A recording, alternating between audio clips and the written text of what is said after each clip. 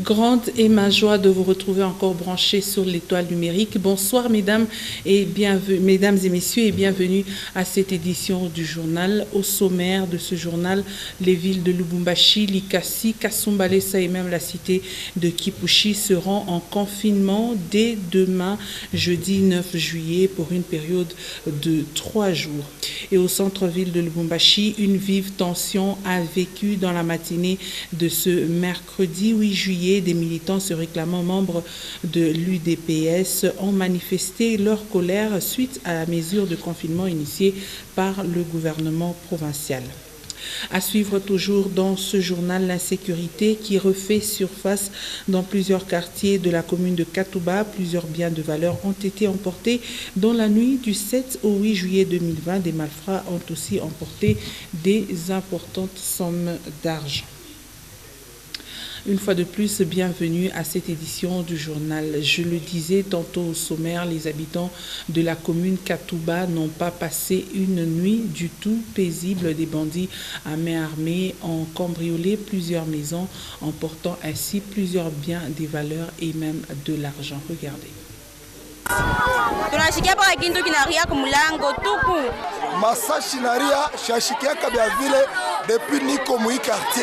La population de la commune de Katouba continue à dégrainer le chapelet des douleurs. Ici, l'insécurité a finalement trouvé refuge. Les nuits se suivent et se ressemblent sans distinction aucune, déclarent les habitants.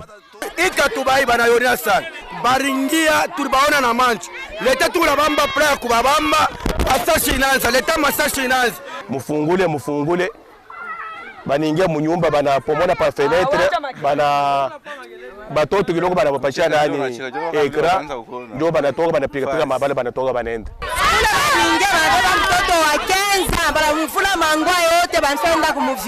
Ce mardi 7 juillet dans la nuit, une vingtaine de maisons a connu la visite des personnes armées non autrement identifiées.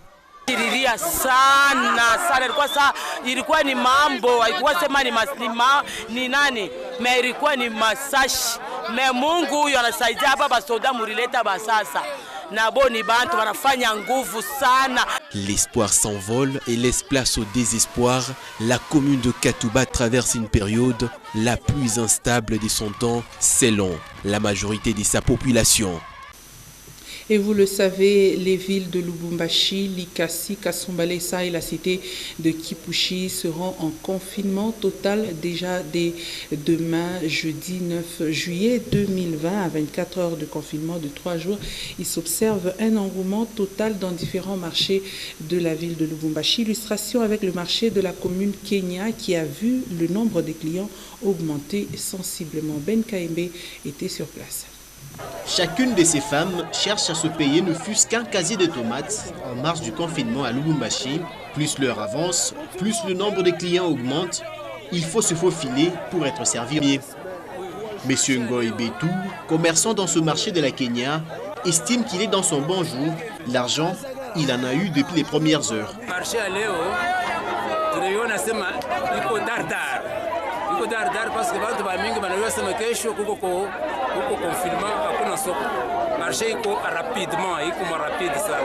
Même chose pour ce vendeur d'épices. Bon, par rapport à jour le a vraiment parce que parce que raison na bango lobby confinement ils ont produit na bango pour déjà parce que biso lobby to kozala te. Grâce Faïla, vendeuse des pommes de terre, n'a eu la nouvelle du confinement qu'à son arrivée au marché. Comme les autres femmes, elle se dit ne pas être prête. Bon, confinement est chaud, à tu es riche. Sachi aba na mamoto bego na kata, atukuyuwe, tunaiwe busubuyu bu munsoko. Tunafika sema confinement. Sasa shi atuna na bunga, atuna na makala.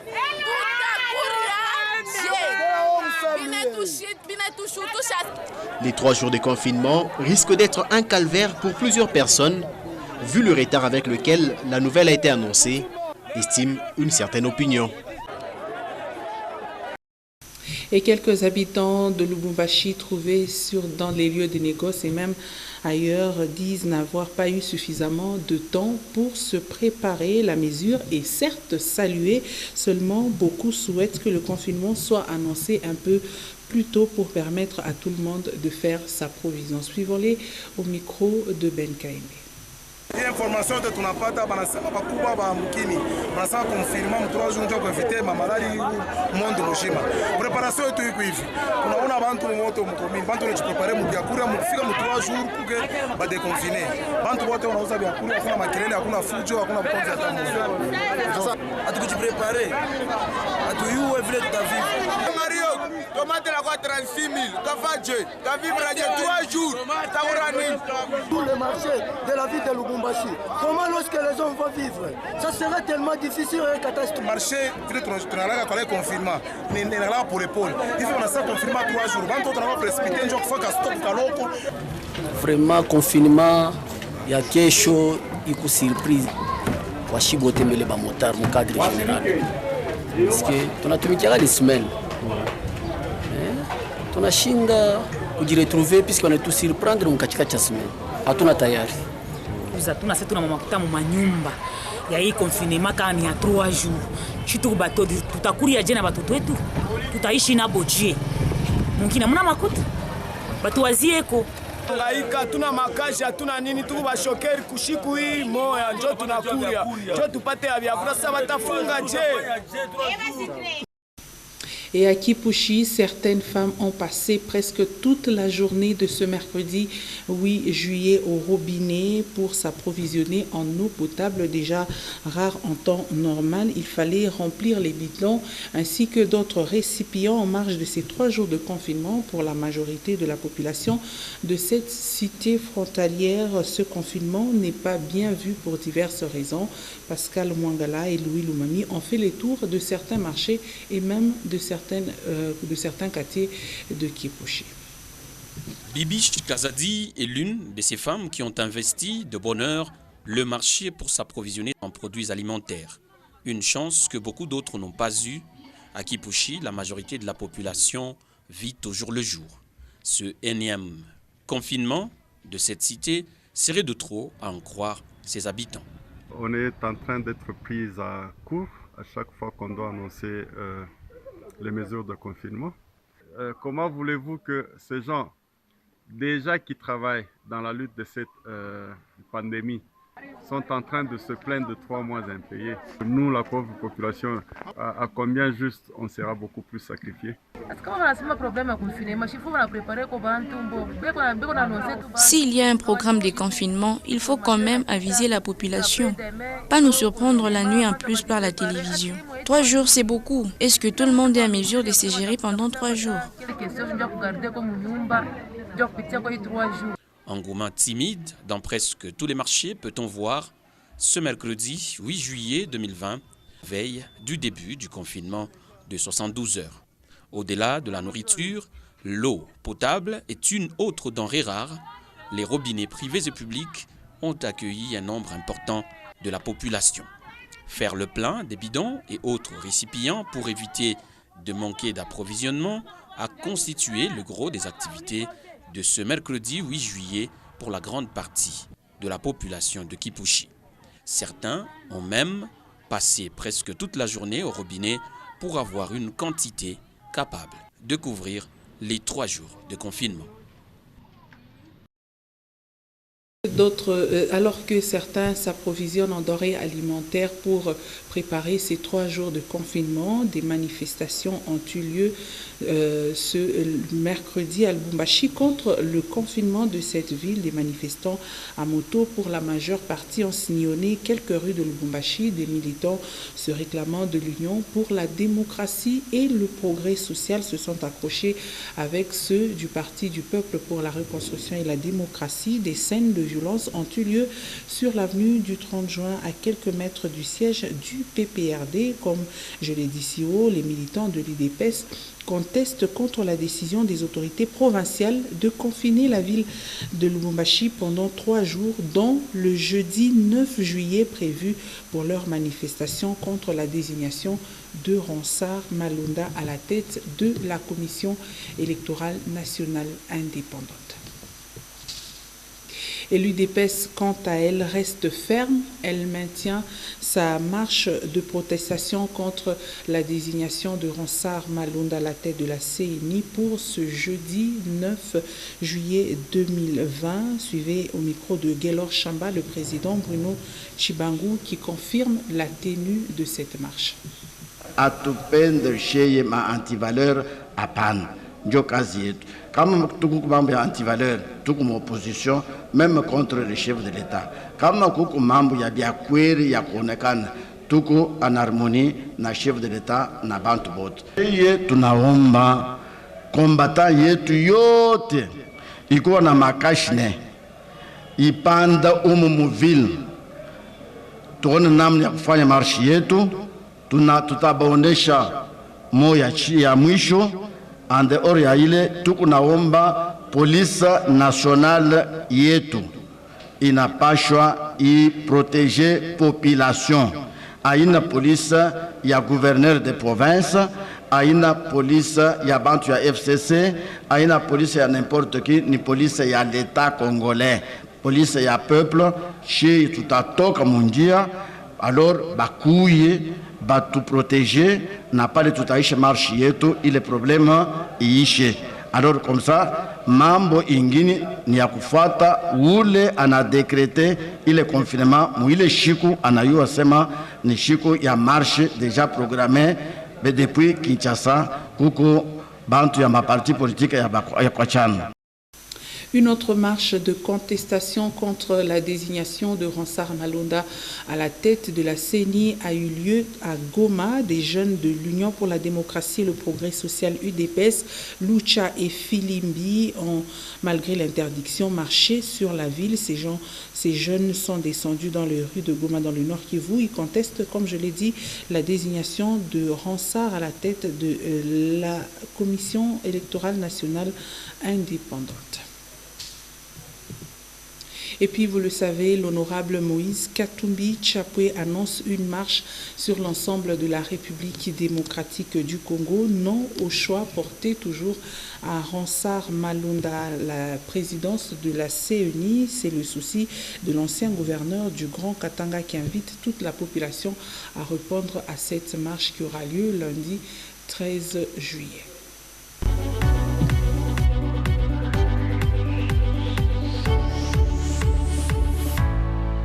Batoto wa Lubumbashi jambweni ni mweye benye mukini ni mwe benye inchi.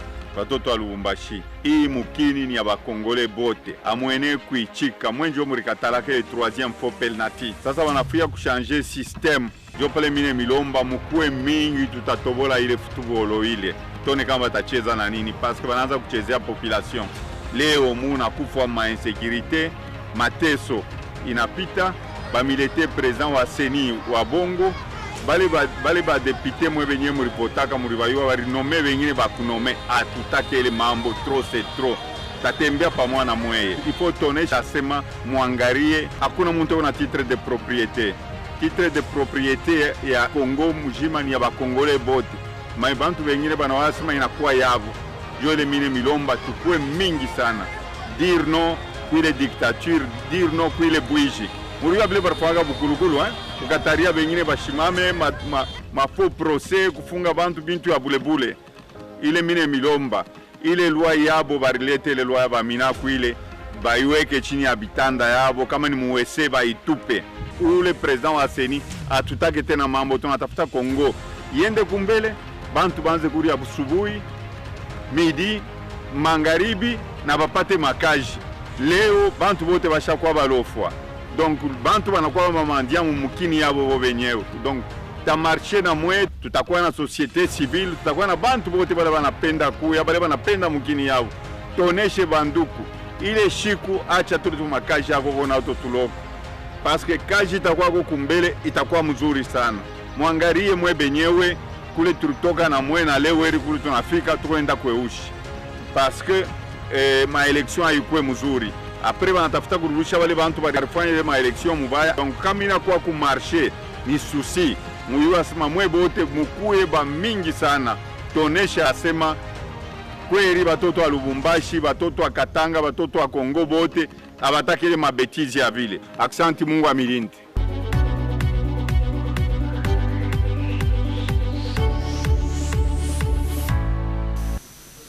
Et le collectif des jeunes katumbistes Kojeka s'active aussi pour soutenir leur président national et visionnaire Moïse Katumbi Chapwe. C'est Daniel Kisimba, son coordonnateur, qui l'a dit au micro de Stéphane Chisso. Déclaration du collectif des jeunes katumbistes Kojeka en sigle. C'est avec consternation et indignation que nous avons appris l'entérinement frauduleux et irrégulier de M. Ronsard Malonda comme nouveau président de la CENI par l'Assemblée nationale. Entérinement qui n'a jamais figuré à l'ordre du jour de la plénière de l'Assemblée nationale du jeudi 2 juillet 2020.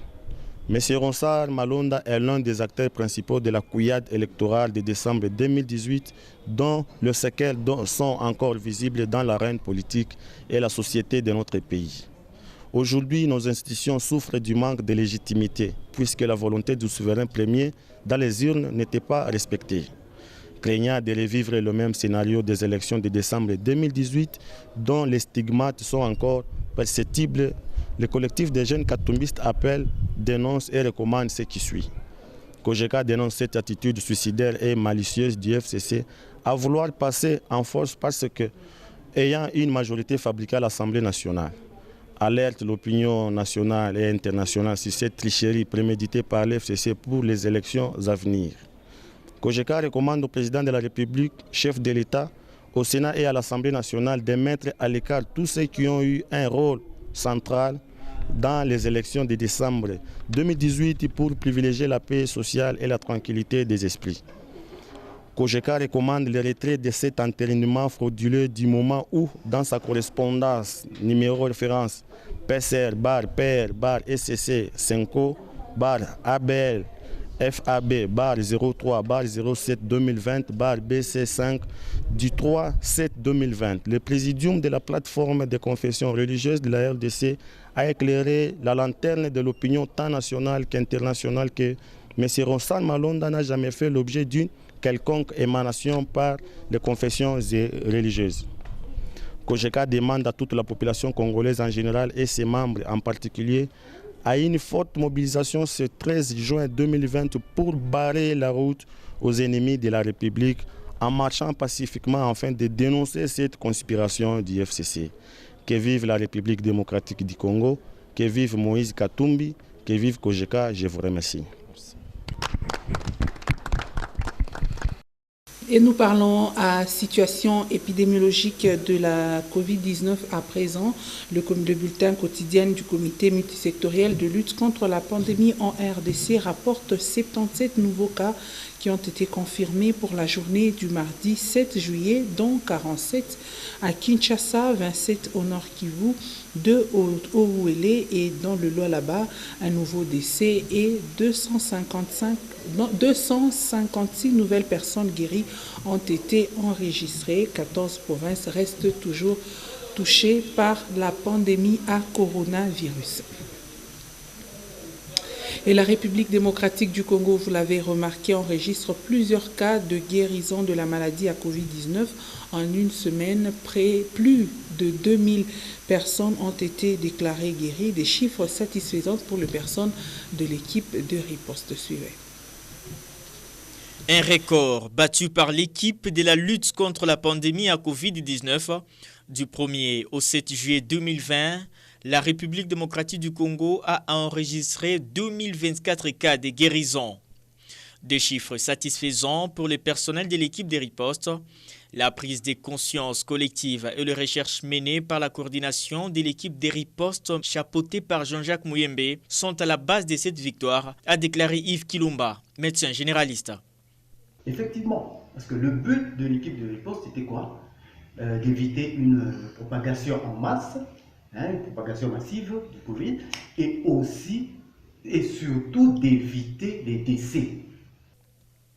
Selon toujours ces professionnels de santé, les climats chauds du continent ainsi que le système immunitaire seraient l'un des facteurs qui limitent la propagation à grande échelle.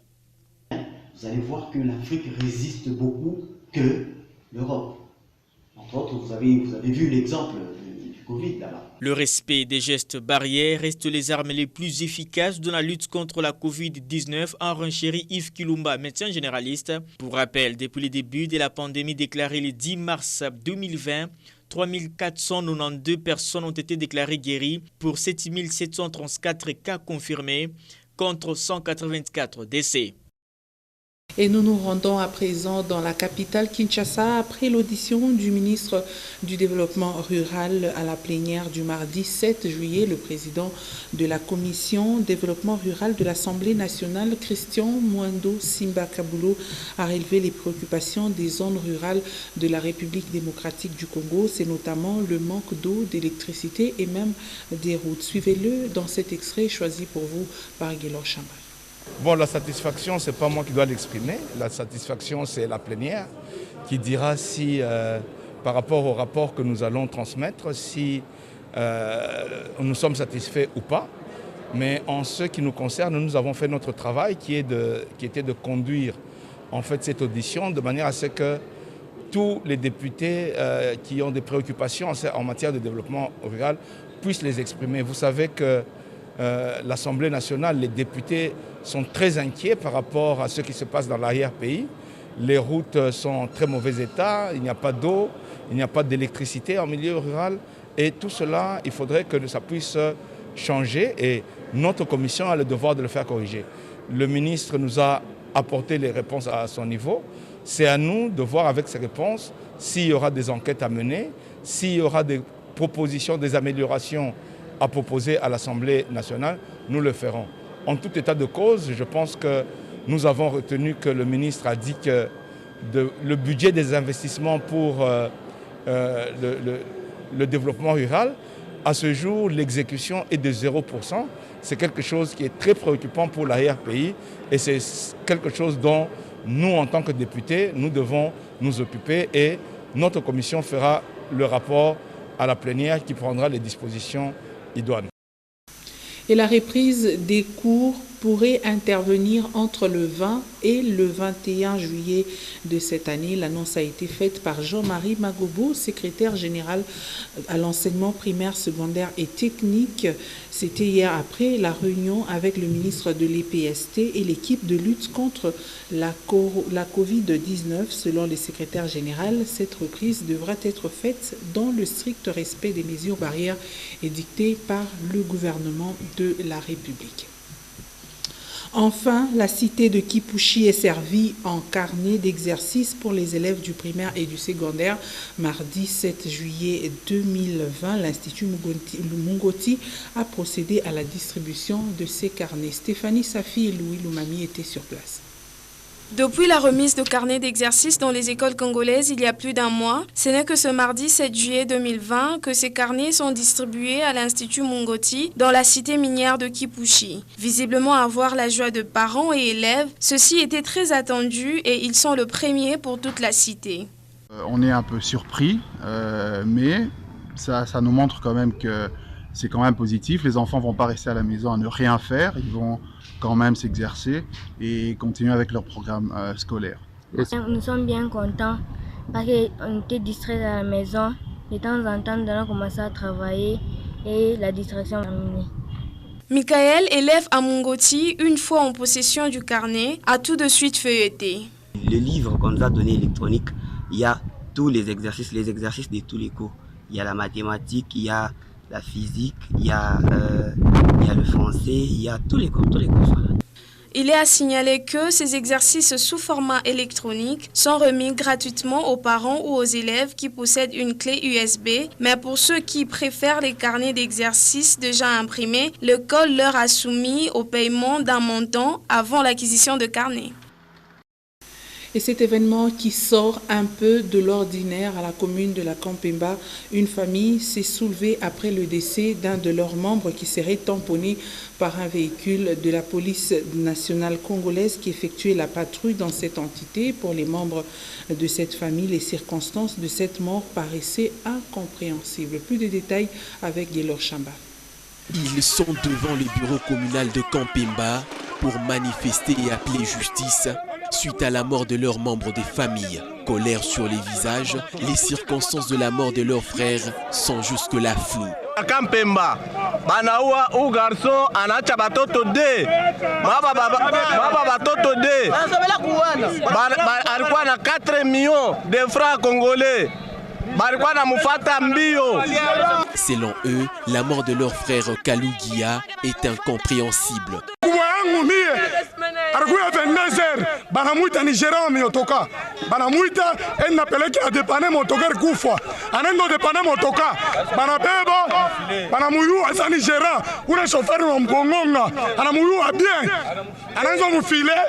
Nos efforts fournis pour rencontrer l'autorité communale sur place n'ont pas abouti. Au téléphone, le bourgmestre Eric Tuité nous a laissé entendre qu'il serait dans une réunion importante et que c'est à la police de trouver les solutions.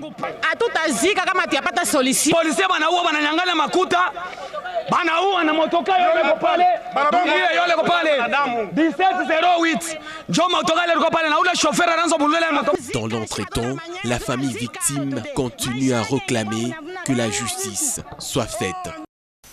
Et nous parlons sport à présent. Le tout-puissant Mazembe Anglebert a reporté son assemblée générale ordinaire.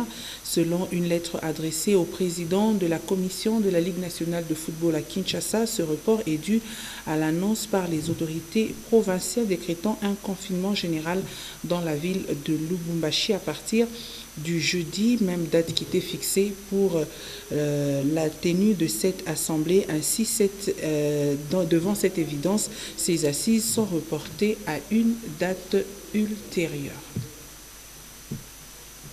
Et pour terminer, 1018, c'est le numéro du journal La République paru à Kinshasa ce 8 juillet 2020. Les contestations contre Ronsard par les différentes composantes de la société civile fait partie des sujets abordés par le confrère Pascal Mwangala l'a lu pour nous.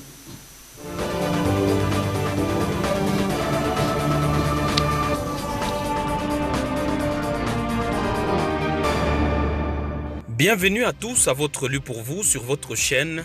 Spectre du hold-up électoral, Moïse Katumbi dans la rue ce lundi 13 juillet, s'exclame le confrère à la une du journal La République, numéro 1018 paru à Kinshasa ce mercredi 8 juillet 2020.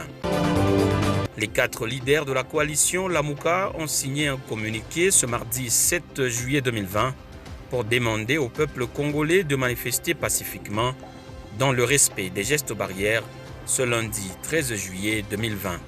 Pour Jean-Pierre Bemba, Martin Fayoulou, Moïse Katumbi et Adolphe Mouzito, il s'agit de dire non à la désignation des animateurs de la CENI avant toute réforme de cette institution citoyenne et audit financier et opérationnel, non à l'entérinement de Ronsard Malonda comme successeur de Corneille Nangaa à la tête de la CENI et non aux lois Minaku Sakata. Lamuka est également contre toute manœuvre du FCC de nature à imposer un de ses membres qui a contribué à tous les hold-up électoraux depuis 2006.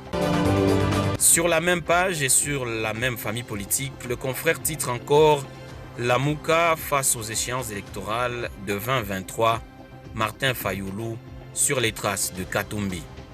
Face à la presse, depuis son confinement en Europe, Martin Fayoulou renonce à la vérité des urnes et rejoint Moïse Katumbi.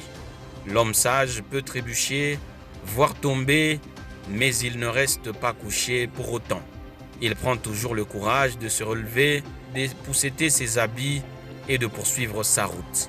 L'exercice était difficile pour Martin Fayoulou jusqu'à sa dernière sortie publique où, face à la presse, il a déclaré « Moi, j'ai pardonné. Je ne vais pas rentrer dans le passé. Je suis dans l'avenir. » Cette déclaration a laissé pantois tous ceux qui lui avaient conseillé en son temps d'accepter le verdict de la Cour constitutionnelle et d'attendre 2023. Cela dit, après la reconversion de Martin Fayoulou, faut-il espérer que les 4 leaders referont leur unité sans accroc dans la perspective des échéances électorales de 2023, s'interroge le confrère. Préservation de la démocratie, le CLC et l'UDPS, dans la rue s'exclame encore le confrère sur la page 4. Malgré le refus du gouverneur, l'UDPS maintient sa manifestation de ce jeudi 9 juillet. C'est le secrétaire général du parti présidentiel, Augustin Kabouya, qui a confirmé la nouvelle à la presse à l'issue d'une séance de travail tenue ce lundi 8 juillet avec le gouverneur de la ville de Kinshasa, Gentini Ngobila. Nous allons marcher le 9 juillet comme prévu. Le gouverneur est informé. C'est le plus important, a dit Augustin Kabouya au sortir de la rencontre avec le gouverneur. À la question de savoir s'ils ont obtenu ou non l'autorisation du gouverneur pour la manifestation, Augustin Kabouya ne se fait aucune illusion. Il affirme que la RDC est dans un régime d'information et non d'autorisation. Quant au respect des gestes barrières liés à l'état d'urgence décrété par le président de la République, notamment en ce qui concerne le rassemblement de plus de 20 personnes, Augustin Kabouya assure que la marche va se faire de manière pacifique et dans le respect strict des gestes barrières, comme indiqué dans la déclaration de l'UDPS. Un mot des sports pour finir. Des SMP, les athlètes et membres du staff impayés depuis janvier dernier. Selon les données détenues par notre confrère Ouragan FM.cd, il s'avère que cette situation chaotique était évitable. Chiffres à l'appui, Aïe Indambituo, ancien président de la section football des Immaculés Quinois, a approché la rédaction de Ouragan afin d'apporter un certain nombre de précisions en rapport avec l'article publié sur fond de ses déclarations diffusées sur HV Télévision. D'après ce cadre du club vert et blanc de Kinshasa, une somme de l'ordre de 1 100 000 $ américains perçue par le comité Vidier Chimanga a pris une autre destination à la surprise de tous. Ce qui serait au cœur d'une cauchemardesque crise qui risquerait de frapper les Imaniens. Selon les informations en notre possession, le dernier paiement des joueurs au SMP remonte à la fin du mois de janvier. Fin de celui pour vous. Merci de retrouver l'intégralité sur www.nyota.net. Dans le respect des gestes barrières, la Covid-19, tâchez de quitter cette terre en l'ayant rendue un peu meilleure que vous ne l'aviez trouvée.